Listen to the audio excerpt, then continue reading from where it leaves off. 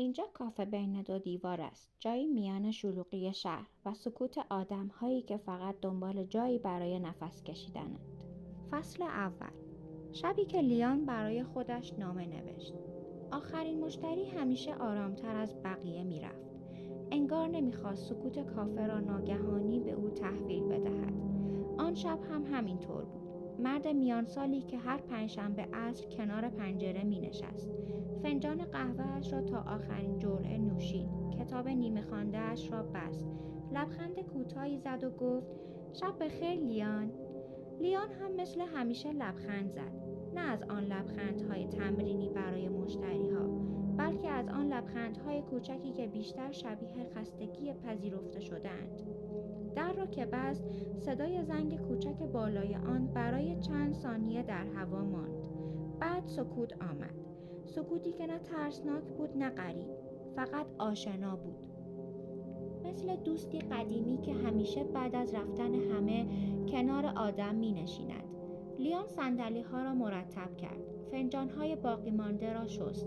دستمال روی میزها کشید و چراغ های اضافه را خاموش کرد. فقط نور زرد بالای کانتر ماند و بوی قهوه‌ای که انگار به دیوارها هم نفوذ کرده بود.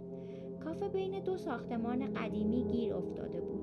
نه آنقدر بزرگ که شلوغی را دوست داشته باشد، نه آنقدر کوچک که بشود تنهایی را از آن پنهان کرد. لیان همیشه فکر می‌کرد این کافه شبیه خودش است. آرام، کمی خسته، اما هنوز گرم.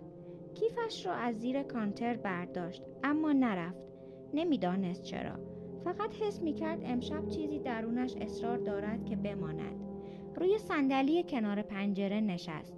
همان جایی که معمولاً مشتری‌ها از باران نگاه می‌کردند و وانمود می‌کردند زندگیشان مرتب‌تر از چیزی است که هست. بیرون خیابان خیس بود. چراغ مغازه روبرو روی آسفالت شکسته می‌افتاد و شهر مثل آدمی که زیاد گریه کرده باشد ساکت به نظر می‌رسید. لیان دستش را داخل کیف برد و دفتر قدیمیش را بیرون آورد. جلدش کمی خم شده بود، چند صفحه‌اش گوشه‌دار و بوی کاغذ کهنه‌ای میداد که آدم را ناخواسته به گذشته پرت می‌کند. مدت‌ها بود چیزی در آن ننوشته بود. نه چون حرفی نداشت، بلکه چون بعضی حرفا آنقدر سنگین می‌شوند که آدم حتی از دیدنشان روی کاغذ هم می‌ترسد. خودکار را برداشت، صفحه‌ای سفید باز کرد. چند دقیقه‌ای فقط نگاه کرد. چقدر عجیب بود که آدم بتواند با تمام دنیا حرف بزند، اما برای گفتن چند جمله به خودش این همه سختی بکشد. نفس عمیقی کشید و نوشت: برای دختری که همیشه فکر می‌کرد کافی نیست. دستش مکث کرد، انگار تمام سالهایی که ساکت مانده بود همانجا روی همان جمله جمع شده بودند. بیرون باد آرامی شیشه را لمس کرد. لیان ادامه داد: برای دختری که فکر می‌کرد اگر بیشتر درس بخواند، اگر بیشتر تلاش کند، اگر آرامتر باشد، اگر کمتر بخواهد، اگر بیشتر شبیه بقیه شود، شاید بالاخره کسی بگوید آفرین، حالا کافی هستی. اما هیچ وقت آن روز نرسید. نه در خانه، نه در مدرسه، نه حتی در آینه.